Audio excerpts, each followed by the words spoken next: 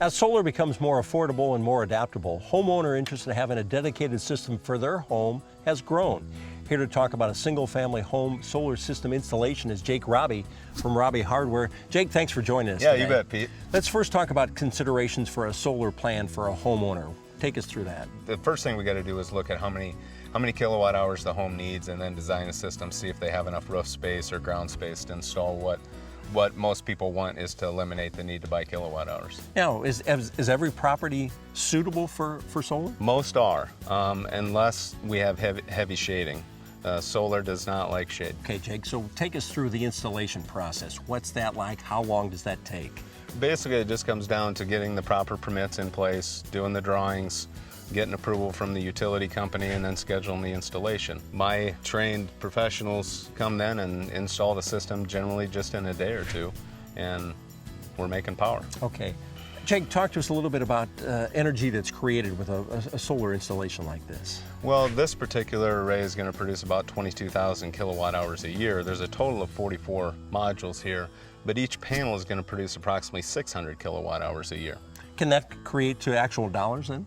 Absolutely. I mean, the utility company is going to buy any excess. You're always going to self-consume at time of production anything the home needs, but any of your excess then goes to the utility company and is credited against anything you need in the future.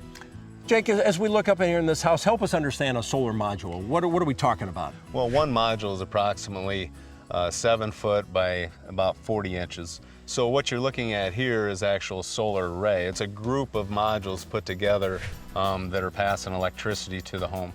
I know there's a lot of information you're sharing with homeowners. Is there a question that they're confused about that you hear most often in terms of a solar system? I think probably the biggest thing is everybody thinks if the power's off, they're up and running. Without batteries, that's not the case.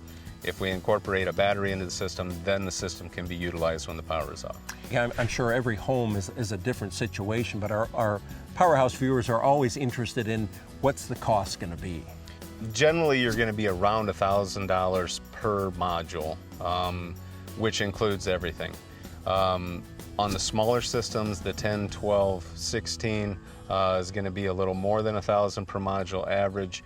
On the larger ones, it's going to be less. Jake, talk to us a little bit about, I know there's some tax credits if I'm installing solar. Yeah, certainly. I mean, the federal credit today runs for the next 10 years and is a full 30% of the total project cost. So that brings the question in terms of my return and payback, how many years? Well, generally we see paybacks in approximately 7 years, plus or minus a year.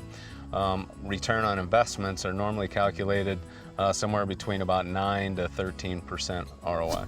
Well, Jake, thanks for sharing a lot of great information about solars. Thank you. Renewable energy is an essential part of energy. And if you'd like more perspective on whether solar is a bright idea for your powerhouse, visit powerhousetv.com. California is the undisputed leader when it comes to solar power in the U.S., with almost 23 gigawatts of installed solar. Nearly 17% of California's electricity comes from solar.